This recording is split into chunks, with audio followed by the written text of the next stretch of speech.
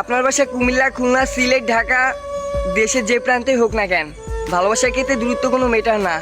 ওই যে একটা কথা আছে না, যদি ভালোবাসা সত্যি হয় 7 সাগর 13 নদী পার দিয়েও আসবে তোমার কাছে। বিষয়টা তো গল্পেই মানায়, কিন্তু বাস্তবে অনেক হয়। তো একটা আপু বলতেছে, ভাই আমাদের পরিচয়টা হয়েছিল টিকটক থেকে, আর সেখান থেকেই ভালোবাসা। ও আমার প্রত্যেকটা ভিডিওতে কমেন্ট করতো, আমি ভিডিও ছাড়ার সাথে সাথে ও কমেন্ট করতো, আর না পেরে আমি একদিন রিপ্লাই করছিলাম, আর সেই থেকে আমাদের কথা বলা শুরু হলো। আর সেখান থেকে ইমো নাম্বার দিয়ে তাকে ইমোতে আনছিলাম। রাতের পর দিন, দিনের পর দিন তার সাথে কথা বলতে বলতে আমরা একজন আরেকজনকে ভালোবেসে ফেলি। দূরত্ব কতটুকু, সে আমার থেকে কত দূরে থাকে, সে দেখতে কেমন, তার পরিবেশ কেমন, এগুলো কখনো মাথায় আসে নাই ভাই। সত্যি বলতে আমরা একে অপরকে অনেক ভালোবাসতাম, একে অপরের সাথে কথা না বলে থাকতেই পারতাম না। এত দূরে থাকার পরেও মনে হতো সে আমার অনেক কাছে, সেও আমাকে অনেক ভালোবাসতো। এইভাবে আমাদের রিলেশন চলতে থাকলো। ওই যে একটা কথা আছে না, অনলাইনে রিলেশন কখনো টেকে না, এটা ভুল ভাই।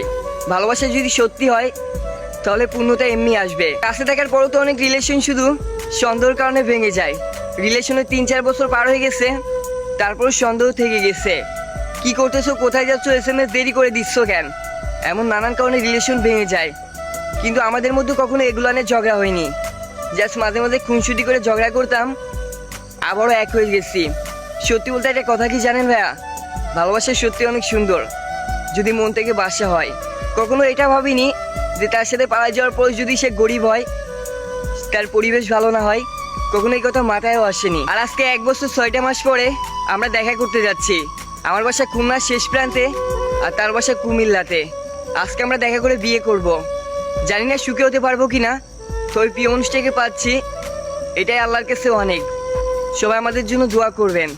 আর আজকে আমি যাওয়ার আগে ভাইয়ের কাছে ভিডিওটা শেয়ার করে গেলাম, স্মৃতি হয়ে থাকবে।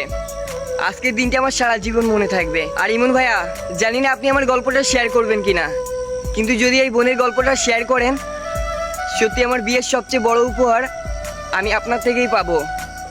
প্লিজ আমার গল্পটা শেয়ার করবেন। সত্যি আপুটার কথাগুলো শুনে আমার নিজেরও অনেক ভালো লাগতেছিল, যে একটা মানুষ আমার ভয়েসে তার জীবন কাহিনী শেয়ার করার জন্য কত আগ্রহ নিয়ে থাকে। লাভ ইউ আপু, দোয়া থাকলো তোমাদের জন্য, তোমরা সুখী হও।